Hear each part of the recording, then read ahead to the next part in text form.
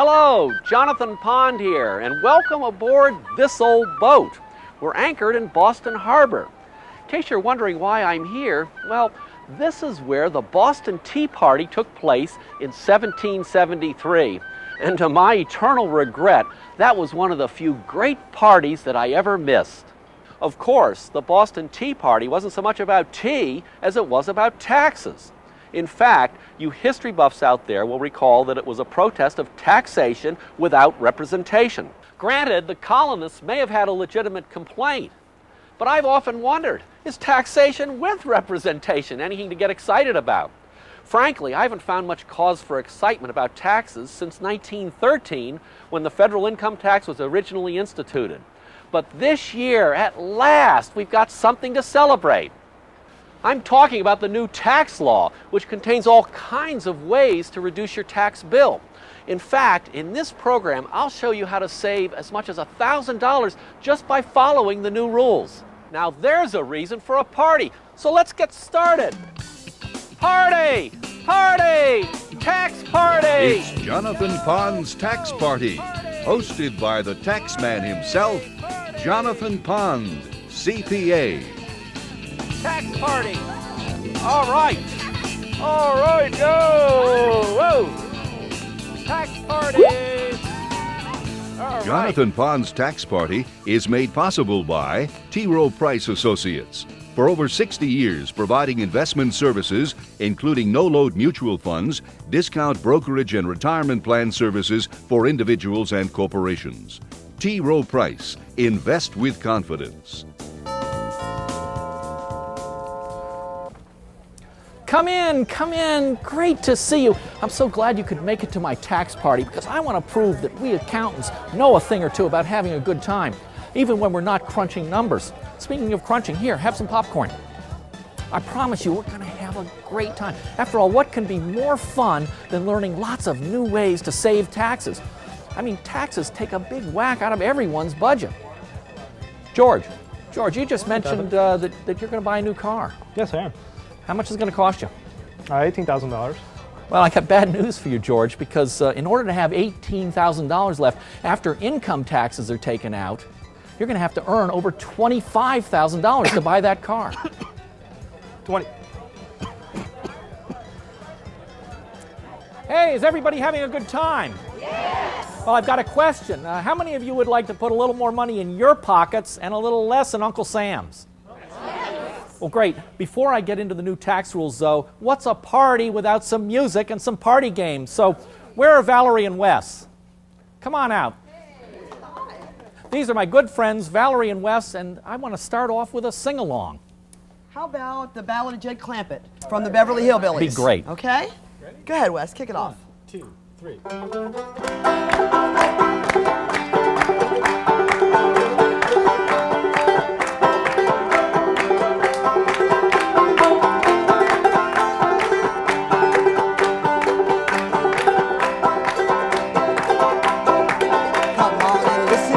Story about a man named Jed, a poor mountaineer, barely kept his family fed. And then one day he was shooting at some food, and up from the ground came a bubbling crude. Oil, that is, black gold, Texas tea. Well, the first thing you know, old Jed's a millionaire. Ken folks said, Jed, move away from there. They said California is the place you ought to be. So they loaded up the trucks and they moved Beverly Hills, that is. Swimming pools, movie stars. Great. That was marvelous.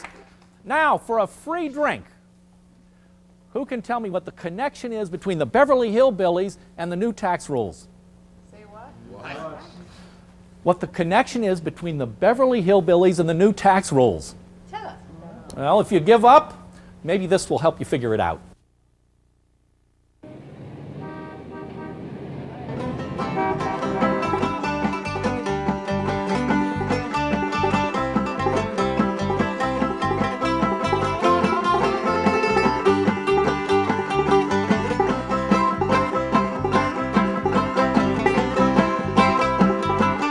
Beverly Hills, that is. Swimming pools, movie stars. Yes, this posh LA suburb is still home to many of the rich and famous. And while being famous can cost you your privacy, there's also a price to being rich, and that's often a hefty capital gains tax bill. The capital gains tax is a tax on profits from the sale of investments, which can be securities, like stocks, bonds, or mutual funds, or tangible assets, like real estate or antiques. For years, the capital gain tax rate was set at 28%, meaning that for every dollar of investment profits, 28 cents went to Uncle Sam.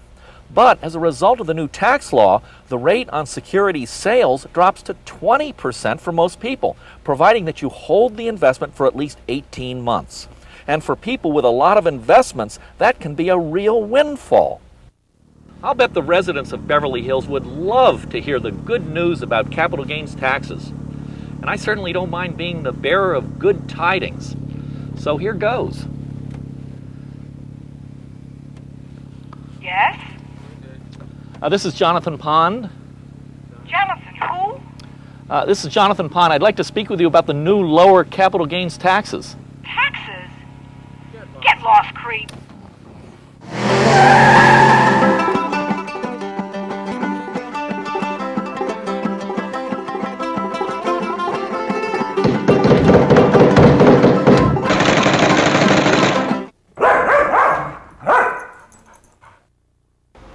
I can't explain it. The people here in Beverly Hills just don't seem interested in the good news about capital gains tax rates.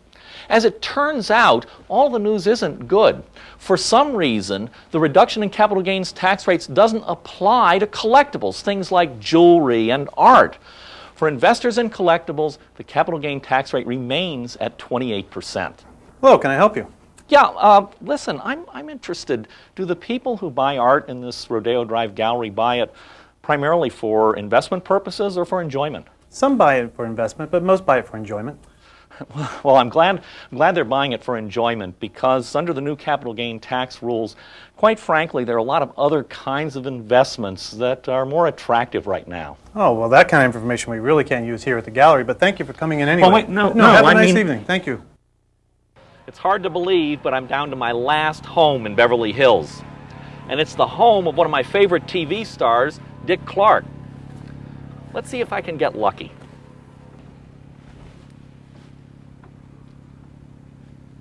Yes? I'd like to speak with Mr. Clark. Who is it, please? This is Jonathan Pond of Public Television, and I'd like to talk with him about the new capital gains tax rules. One moment, please. Yes, Mr. Clark says that would be all right. Great! Dick Clark. Gee, this is wonderful to see you. I Thank feel you. like I grew up with you on American Bandstand. Thank you very, very much. Your name again? is? Oh, I'm Jonathan Pond. I'm a CPA, and I'm doing a public television special on taxes. And I would guess you're probably in a pretty high tax bracket. Yeah, probably. Well, how would you like to be able to cut your taxes dramatically on your investments? Reduce my taxes?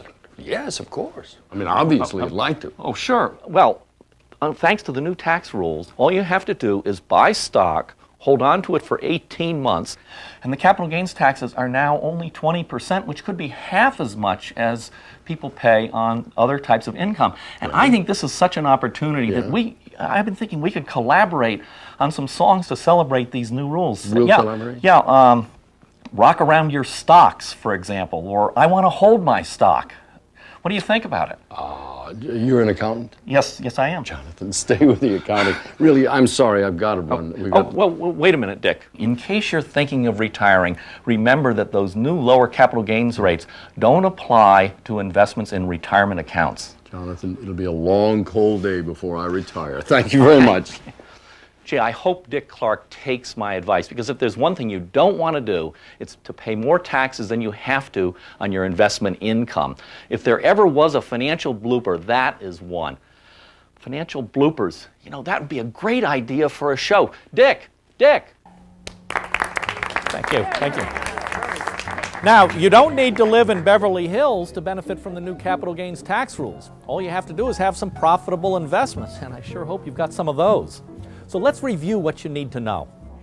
Long-term capital gains tax rates have been reduced from 28% to 20% for most taxpayers. That's a reduction of almost 30%. But in order to qualify, you have to hold the investments for more than 18 months. Under the new rules, there are actually 3 different capital gains tax rates. Short-term rates for investments held for 1 year or less, and short-term gains are taxed at the same rate as your other income. Next is mid-term capital gains for investments held for more than 1 year, but not more than 18 months. And that rate is 28% for most taxpayers. And finally, as I just mentioned, the new 20% capital gains rate applies to investments you hold for more than 18 months. Now here's something to look out for. As a result of these changes, the capital gains tax form, that's Schedule D, has gotten considerably more complicated. In fact, some say that you need a CPA just to fill it out. And it so happens we've got a good CPA right here, and Jeff Kelson. Jeff, good to see you. Jeff is a partner at BDO Seidman, and my question, Jeff, is how do individual investors benefit from these new tax rules? Well, it means that investors will be rewarded for holding their assets for longer than 18 months, and they're getting this decreased rate of 20%, which is an encouragement for long-term stock holdings. So, for example, growth stocks may be more advantageous now than the old income-producing stocks because the growth stocks would, if held long enough, would be taxed at a much lower rate. It's much more tax efficient to hold growth stocks than it is to get dividend income from income-producing stocks. Much better. Okay.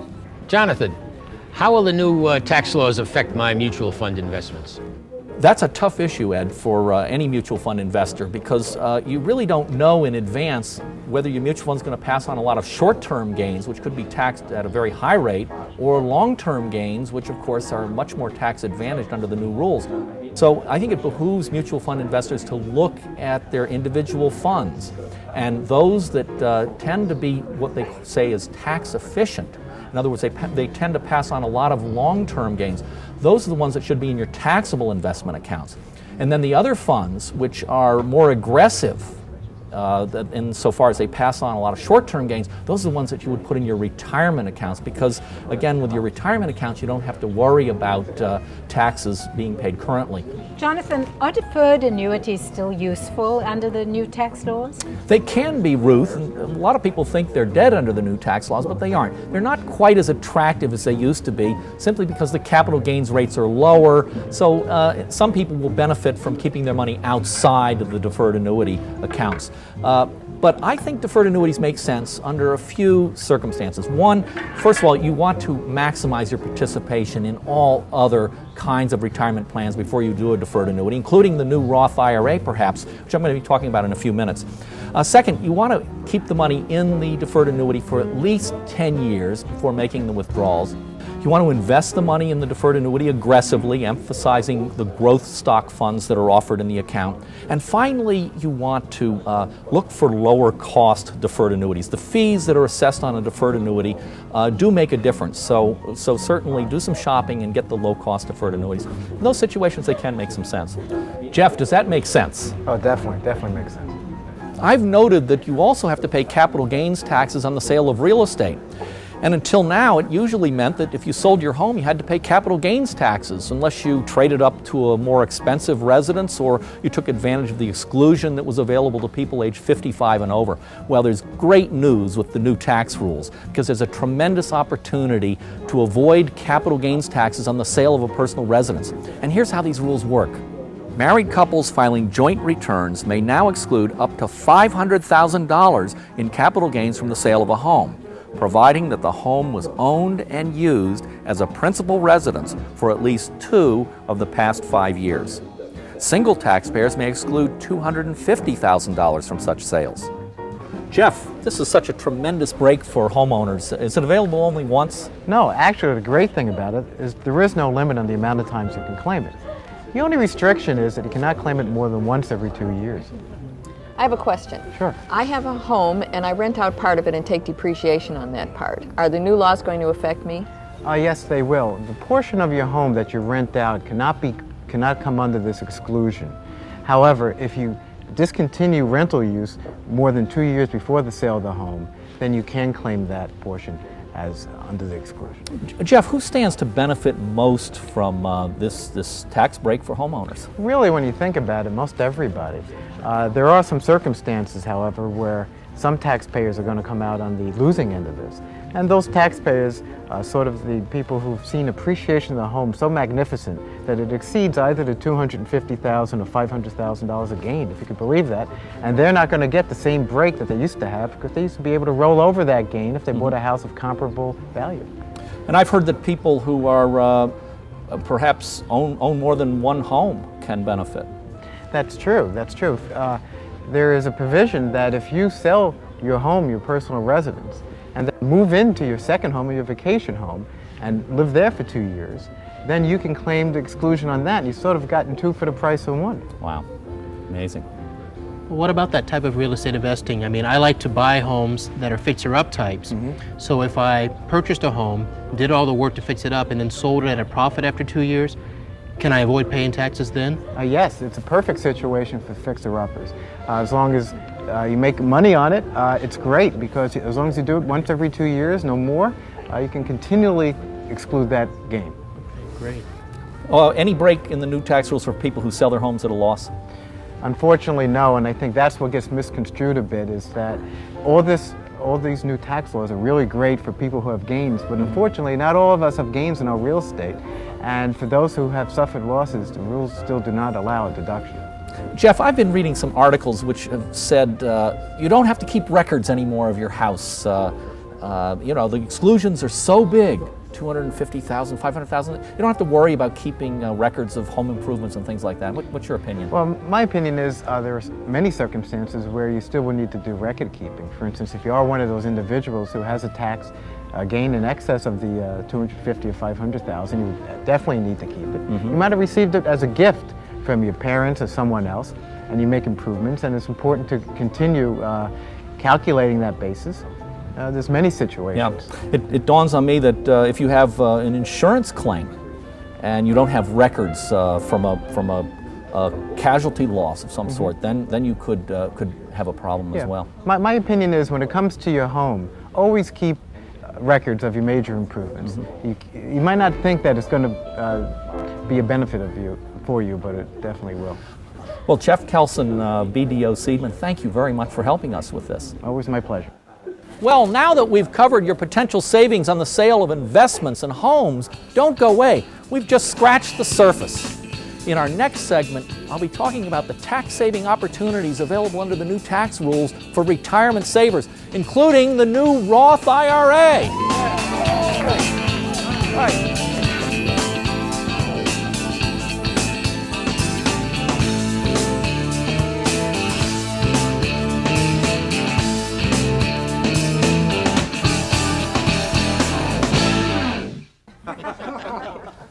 Hey, great to see you again. My friend Andrea here just told me that after seeing how much she's going to be saving in capital gains taxes under the new rules, she's decided to quit her job and retire early.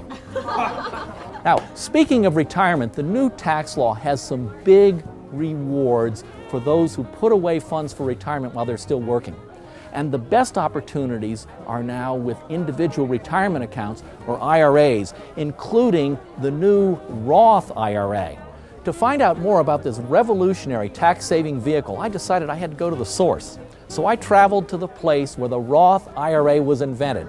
And guess what? I brought back a video. Let's take a look.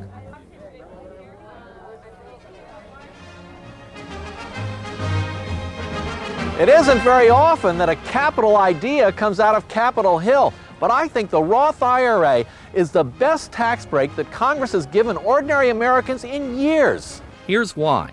While the regular individual retirement account may give you a tax deduction of up to $2,000 when you put the money in, the Roth IRA offers no immediate tax savings. However, when you reach retirement age, the money in the Roth IRA isn't subject to federal taxes, while earnings in a regular IRA are taxed when you take them out.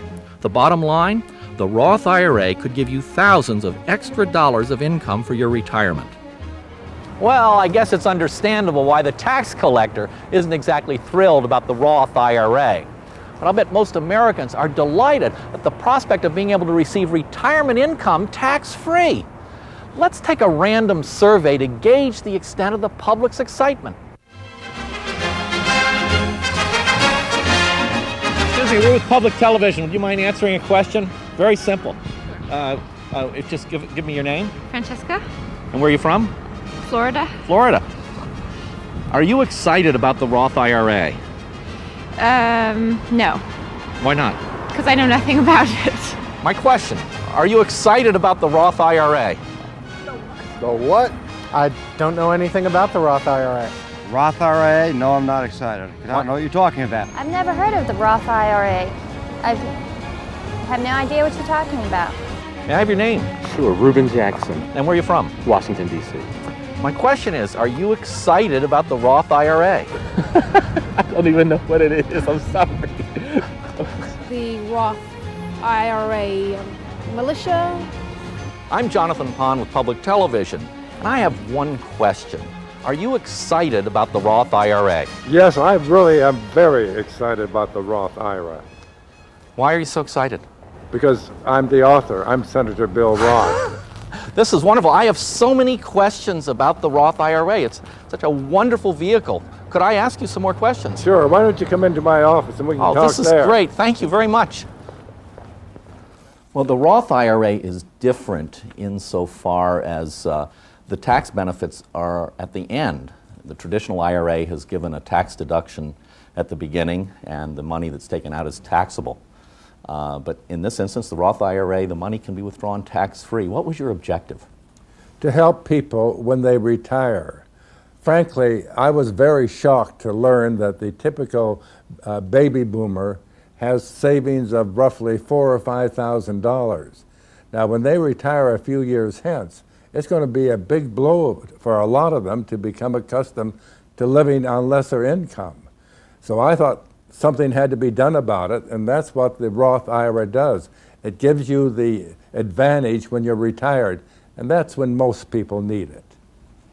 Well, another aspect of the IRA legislation is that heretofore there have been big penalties assessed for withdrawing the money before age 59 and a half in most instances.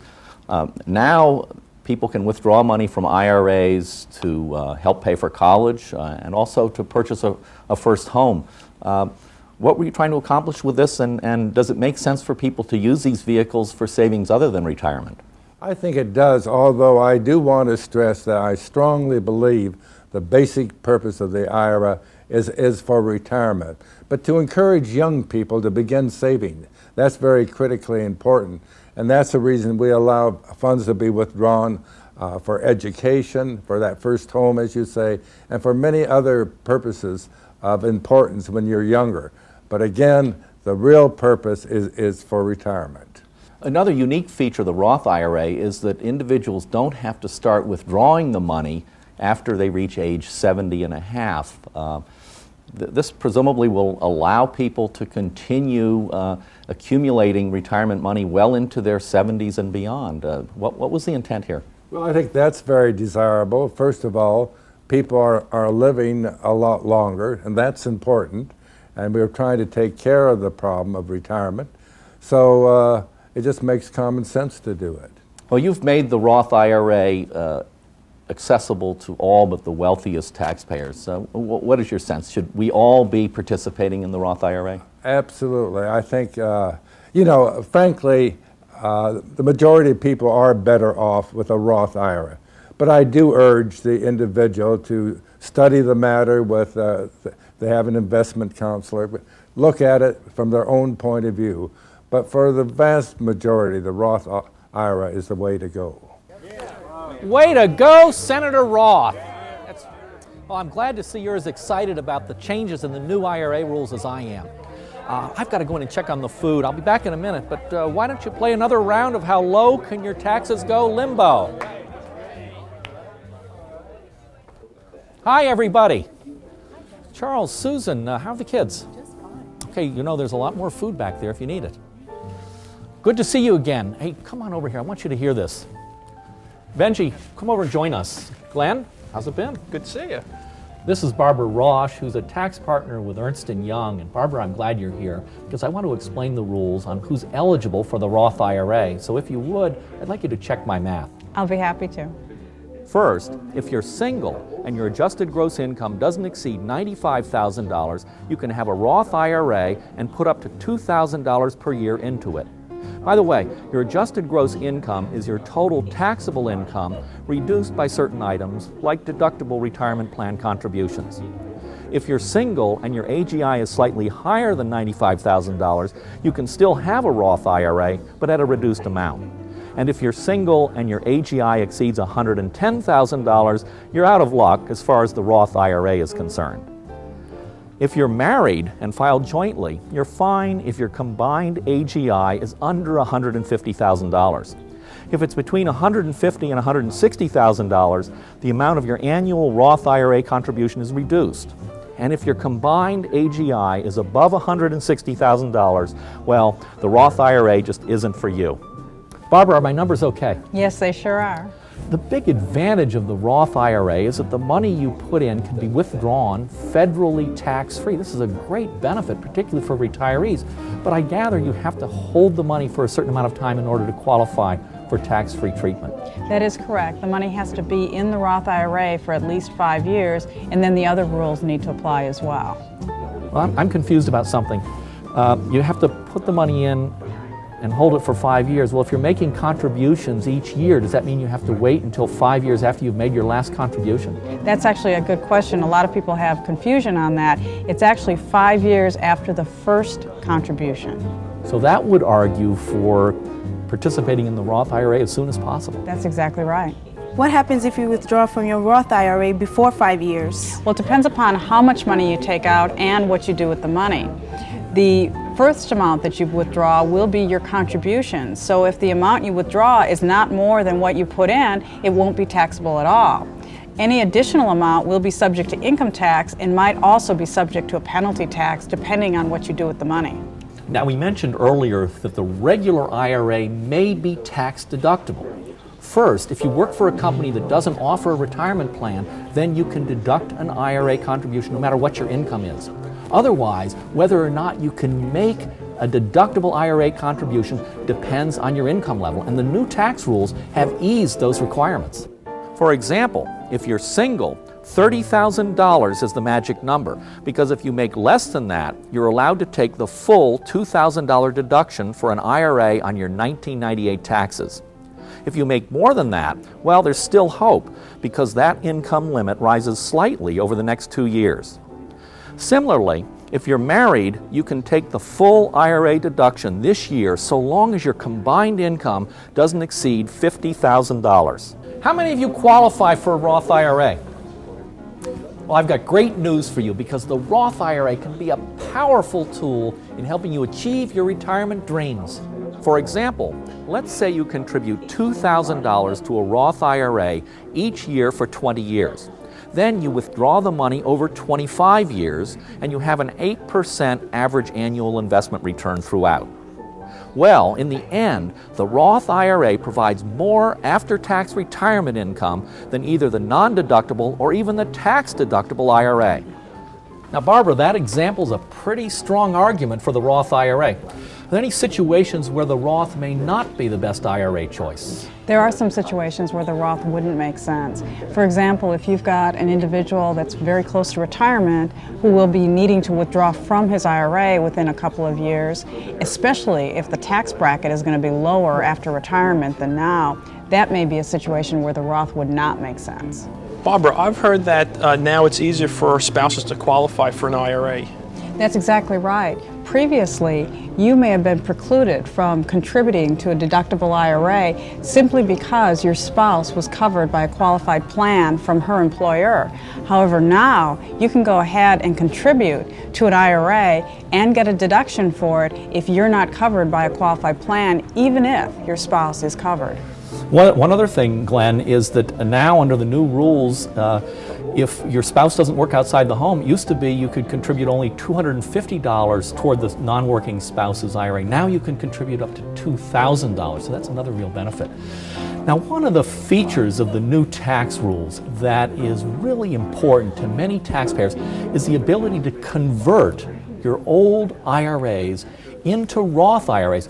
If you do that, not only does the money grow tax deferred, but it also grows tax free. And in order to do that, in order to do a Roth conversion, here's what you need to know. First, your adjusted gross income must be $100,000 or less, whether you file a single or joint tax return. Second, if you convert a regular IRA to a Roth IRA in 1998, you can spread the income tax payment out over 4 years. If you do so after 1998, all of the taxes are due in the year of conversion.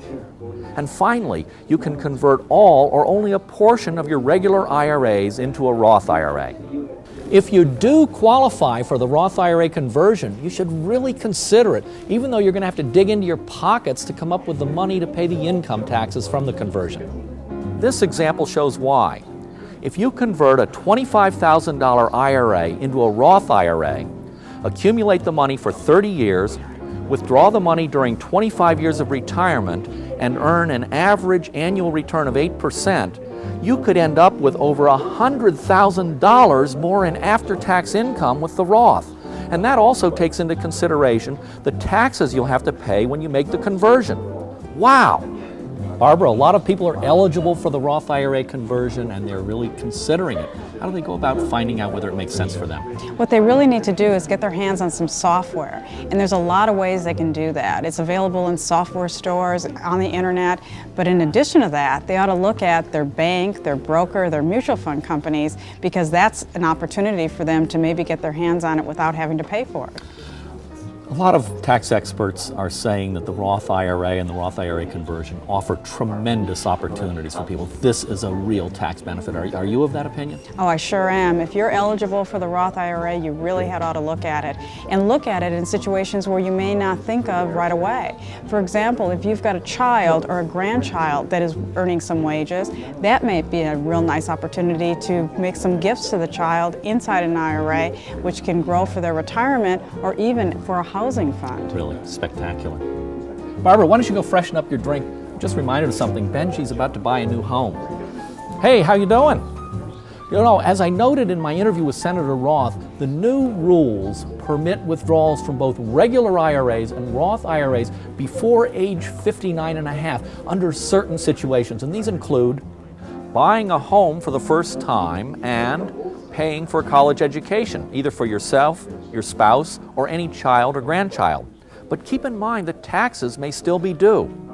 Barbara, come here, I've got a question.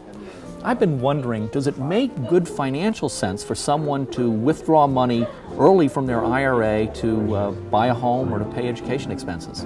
Well, under the new tax law, you can withdraw for those items without paying a penalty, so it's more advantageous than it was in the past. But still, you'll pay income tax on those withdrawals in general. And in addition to that, the money will be outside of the IRA now, won't be able to get back in, and you'll lose all the additional benefits of the IRA. So you could be sacrificing part of your retirement nest egg by doing that. That's exactly right. I would say that's the last place you want to go for those funds. Now, if someone decides they need to, is there any advantage to the Roth IRA over the regular IRA to making those withdrawals? There is in the case of the home purchase. In the case of the home purchase, as long as the money has been in the IRA for 5 years, the Roth IRA is going to be better because you don't pay penalty, but you don't pay income tax either.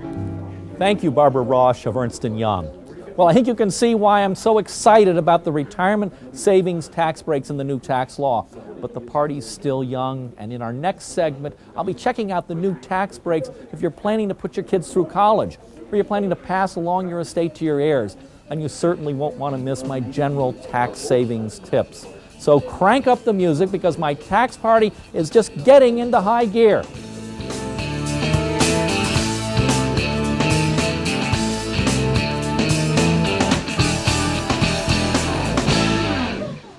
Hello, fellow tax partiers.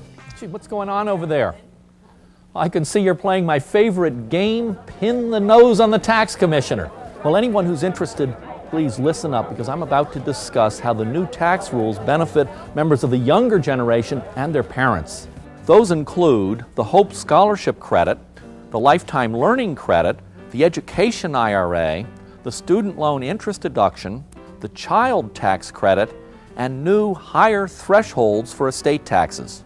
And even if you don't have kids, you want to stay around for my list of general tax saving tips and my summary of what you need to know under the new tax rules. So on with the party. Rhonda, come on over here. I'd like you to meet my good friend John Gardner. John is a partner with KPMG Pete Marwick. Hi Rhonda, how are you? Nice to meet you. John, I hope you'll stay around and help us with the nuances of this new tax law. Sure, Jonathan, I'd be glad to. Great, great. Roger, come on over here. I think you should hear this. Well, I speak from experience when I say that raising kids these days can be mighty expensive, but fortunately the new tax law has all sorts of opportunities to help us parents get a little financial breathing room. For example, the Hope Scholarship Credit is designed to ease the burden of sending Junior to college. It gives a tax credit of up to $1,500 to parents of college students during the first 2 years of college. The other is the Lifetime Learning Credit, which allows a tax credit of up to $1,000 of payments for tuition and related expenses for college or graduate school. And remember, every dollar in tax credits is a dollar you don't have to pay in taxes. The only catch is that to qualify for this, you have to fall within certain income limits. For singles, the tax credit begins to get phased out at $40,000, and for joint filers at $80,000. John, what is the best choice for parents, the Lifetime Learning Credit or the Hope Scholarship Credit? It really depends on your circumstances. For instance, if you have 2 children in college, a freshman and sophomore, you're allowed to take the Hope Scholarship Credit for each student, up to a maximum of $1,500 per year. So if you're in that situation, I think the Hope Scholarship Credit is ideal. And that's because the Hope Scholarship Credit only applies to the first 2 years of college. Right, that's Yeah. correct. Yeah. The Lifetime Learning Credit, however, is for any expense related to improving job skills or the like. But the limitation is it's an annual expense, so you can't take it for each kid. So you're up to a maximum of $1,000 in a particular year. So John, I guess families should look at their own situations and decide which of the credits gives them the greatest tax savings and choose those. Right, and I think you're going to have to run the numbers to see which is the best.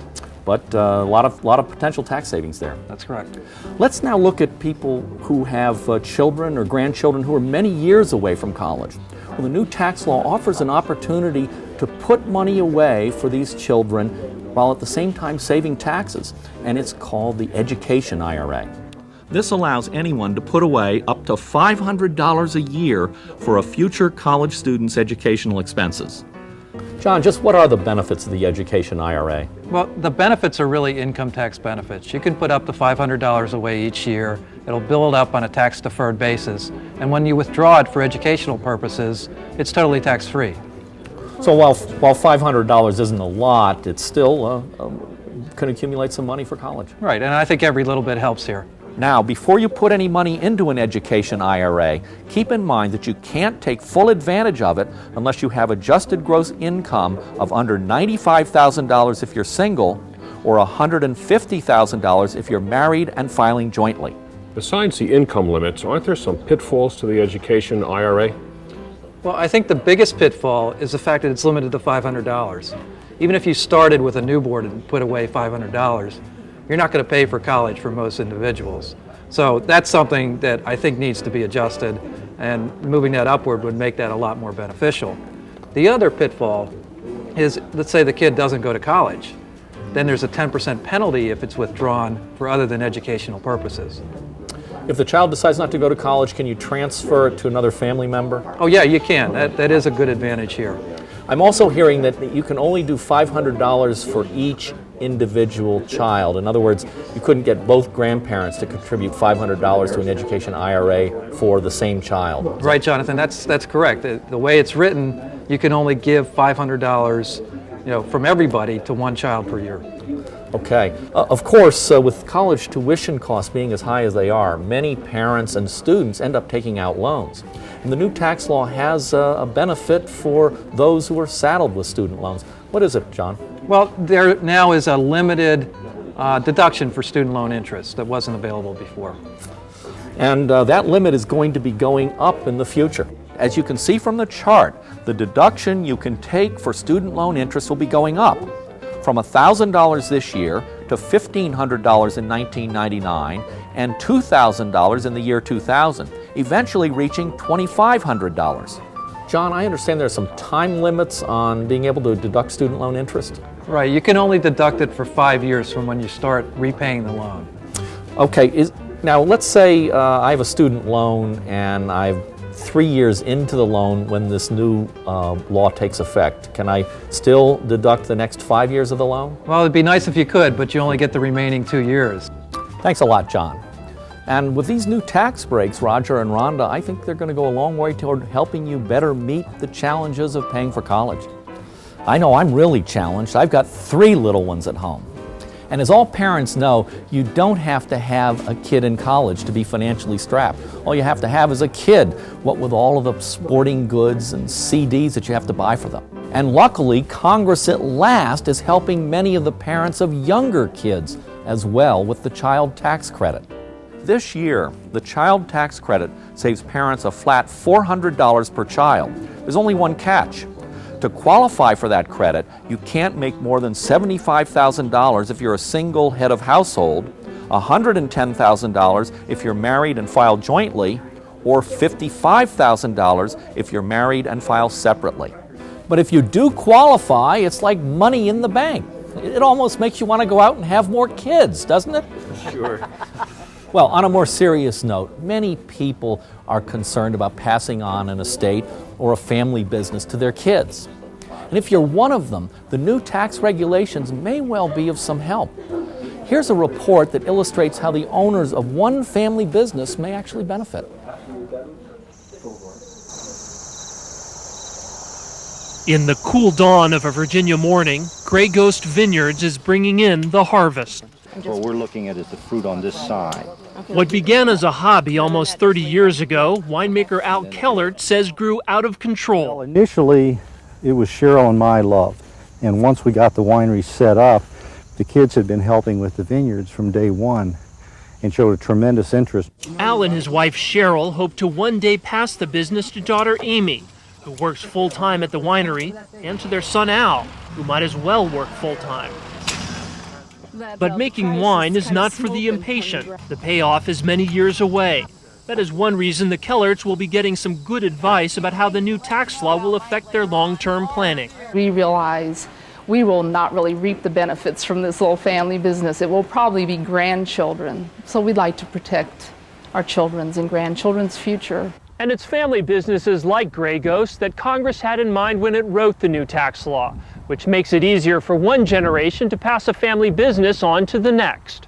Tax expert Tom Oxenschlager says for the first time the new tax law defines a family-owned business or farm, and more than doubles to $1.3 million the value of the business that can be sheltered from the reach of the estate tax. The $1,300,000 exclusion is available to both the husband and the wife.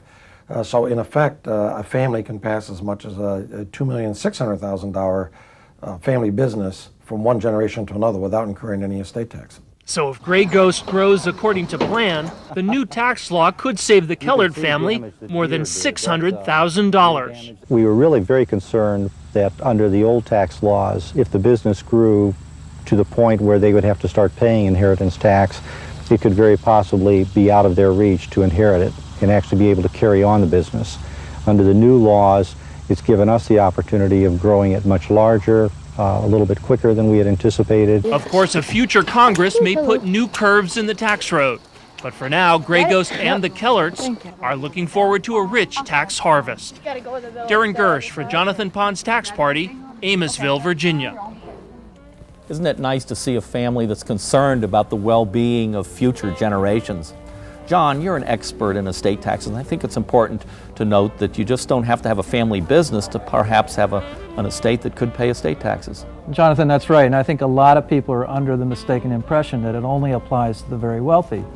If you have a house, a stock portfolio, a retirement plan, it's very likely that you're going to be subject to estate taxes when you die. And as we noted, the new tax rules provide a break for people who do have estates to pass along. The estate tax exemption will be $625,000 for people who die in 1998. And the exemption amount will be rising gradually over the next few years until it ultimately reaches $1 million. John, even with these increased estate tax exemptions, a lot of estates are still over the amount of the estate tax exemption. Aren't there ways to protect even more of them from estate taxes? Jonathan, yes there are, and one of the major ones is the annual gift tax exclusion. It's a $10,000 exclusion that is available to unlimited number of donees. I've tried to talk my parents into this many times, and they haven't yet bid on it. So have I. It's a great idea. Now, I understand under the new rules, they're going to index the $10,000 annual exclusion for inflation. Right, they are, but it's only in $1,000 increments, so inflation is going to have to increase, which hasn't been happening recently, in order for that to take effect. So inflation would have to increase, I guess, 10% under the rules. Right. So it would be several years before the annual gift exclusion goes from $10,000 to $11,000. Right, it may even be longer than that. Now, a lot of charitably inclined people set up charitable remainder trusts, which provide for a charity and also provide a lifetime income for the donor. They're a wonderful opportunity for people, but the new rules have put some restrictions on them. Well, they have, and I think the reason these new rules are there because there are some aggressive techniques where the charity wasn't really getting as much as they were promised. And these new rules are designed to make sure that charity does get some property at the end of the term. So most people should not think that they're dead, that if they want to set one up, they certainly can, even under the new rules. Right, they're clearly not dead. There are restrictions, and you're going to have to make sure that you meet those restrictions, but it's still a good way to pass property to charity and get some income tax benefits in the process. Right. I've heard that the Roth IRA can be used to pass along assets to the next generation. How does that work? Well, Bob, that's a good idea because the Roth IRA, there's no required withdrawal at 70 and a half. Right. And in essence, you can let it build up until you die and pass it on to a beneficiary. And that's really a benefit because normal retirement plans, when you die and it passes on to a beneficiary, there's an income tax hit when it's withdrawn. That's called the income in respect of a decedent. You die with a retirement plan normally, and they have not only possible estate taxes, but you pay income taxes. Right. So with the Roth, you don't have that happening when you inherit a Roth IRA. Right, that's correct. The IRD, the income with respect to the decedent amount, is gone, and the excise tax has been repealed on excess accumulations and distributions from retirement plans. 15% excise tax for people who accumulate large retirement plans, Right. And so that's gone now. That's People don't gone, have to so worry it's about another that. good reason to think of a retirement plan as an asset to pass to your kids. And the Roth is particularly advantageous under these rules. So. Right. John, one final question. These new tax rules cover virtually every area of our financial lives. What one piece of advice do you have for people in taking the best advantage of the new tax rules? Well, I think the best advice is to pay attention to it. It's new, it's different, there's a lot of income limitations that come into play, and in order to get the full benefit, you've got to make sure that you maybe not fully understand it, but at least understand it enough that you can take advantage of those benefits. And the advantages are almost always going to put more money into our pockets. That's right, and that's always the idea. Well, thank you very much, John Gardner of KPMG Pete Marwick. I appreciate it. Thank you, Jonathan. Okay, everyone, come around. Attention, attention. Now it's time for my 5 tax-saving tips. First, maximize your participation in retirement plans. The new tax rules have improved the tax advantages for retirement savers, but it's up to you to come up with the money. But remember, it's an investment in your financial future, subsidized by the federal government. Speaking of retirement savings, my second tip is to fund your IRA as early in the year as possible, whether it's a Roth IRA or a regular IRA. I mean, most people wait until the last minute, but by contributing to your IRA early in the tax year, even if you have to pay for it with money out of a savings account or a taxable investment account, you'll enjoy more tax-free growth in your IRA account. My third tax-saving tip is to put your most heavily taxed investments into your retirement accounts. corporate bonds, corporate bond funds, stock funds that pay out a lot of heavily taxed dividends and short-term capital gains are examples of investments that are best put into your retirement accounts whose income, of course, isn't fully taxable. Fourth, plan your capital gains carefully. Since long-term capital gains rates are lower now as a result of the new tax rules, you'll benefit from holding on to taxable investments for at least the required 18-month holding period. And you'll benefit from putting mutual funds that emphasize long-term capital gains, like index funds, into your taxable accounts. Finally, make the most of your charitable donations. One of the easiest ways to take a bite out of your tax bill is to donate any unneeded but usable furniture or clothing to charity. Also, rather than cash, consider donating appreciated securities instead to avoid paying any capital gains taxes on the donated securities. Now, I trust all of you do those things, right? Jeez, I didn't realize how late. I've got to check on the guests. I'll be back. I'll be back in a few minutes. Hey, where did everyone go? Where did they go? I can't believe it. They took off and they went home. Just before I was going to get to the bottom line summary, it's my summary of things they can do to save a lot of money under the new taxes. I can't believe it. Oh, man. Oh, hi. You're still here. Gee, that's nice. Listen, you've been loyal enough to stay to the end of my party, so I want to give you my checklist of things that could save you hundreds, even thousands of dollars on April 15th. So here goes. First, the long-term capital gains tax rate has been reduced by almost 30%. So if you have a $5,000 long-term capital gain, you'll save over $400 in taxes compared with the old rates. Also, the increased exclusion for capital gains on the sale of a home can result in a tax saving of over $100,000 if you're married and have a large profit on the sale of your residence. 3 improvements in the IRA rules provide wonderful opportunities for retirement savers. First, more people now qualify for tax-deductible IRAs. If you qualify, that could save you over $500 in taxes. The Roth IRA and the Roth IRA conversion won't save you any money now, but they will reward you handsomely with more retirement income, since withdrawals from Roth IRAs are free of federal income tax. In fact, with 20 years of contributions, I figure the Roth IRA could net you at least an extra $1,000 a year when you're retired over a regular IRA. Converting your existing IRA to a Roth IRA now may also pay off later. How much? Well, a 35-year-old converting a $25,000 IRA could add $2,000 a year to his or her retirement income. And there's now even less reason to hold off funding an IRA if you're planning a first-time home purchase or a college education. That's because distributions from IRAs for home purchases and college are now penalty-free. Education tax credits and education IRAs provide relief from sky-high college bills, and the education tax credits can result in tax savings of up to $2,000 per student. If you're saddled with student loans, the new rule that allows you to deduct student loan interest will eventually save up to $700 in income taxes. And parents who qualify for the child tax credit will also be able to save. Finally, the increased estate tax exemption will allow up to $400,000 more to be passed on to your heirs without taxes. That is, if you can hold on until the year 2006. And I sure hope you live well beyond 2006. If you have any questions about these tax rules, be sure to consult a CPA or other qualified tax expert. Thanks a lot for coming to my tax party. Hey, don't be a stranger. Next time, maybe you could give me a call when it isn't tax season. Good night. Jonathan Pond's Tax Party was underwritten by T. Rowe Price Associates, an investment management firm providing no-load mutual funds, discount brokerage, and retirement plan services for individuals and corporations. T. Rowe Price. Invest with confidence.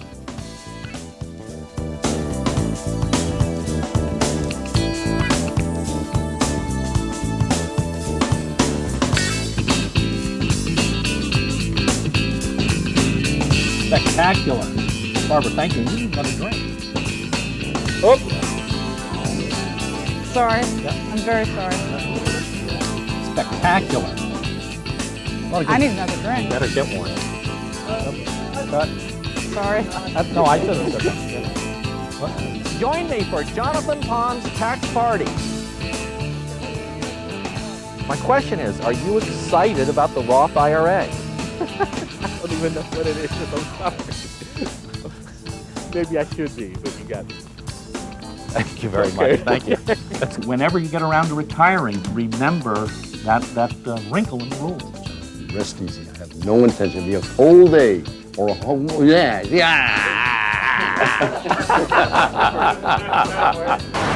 Take the blinker off.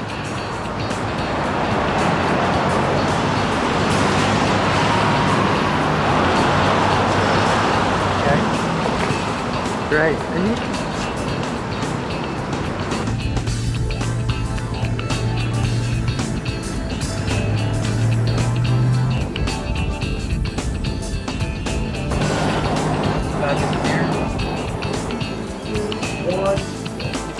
I can't explain it. Somebody trying to cut. Yep.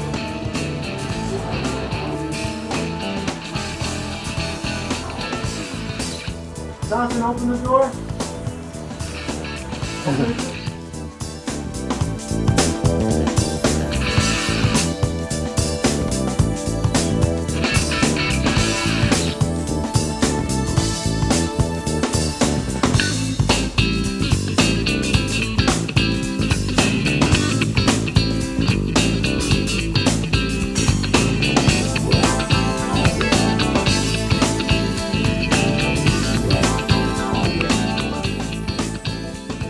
If you enjoyed this program, Jonathan Pond's Tax Party is available for home video viewing.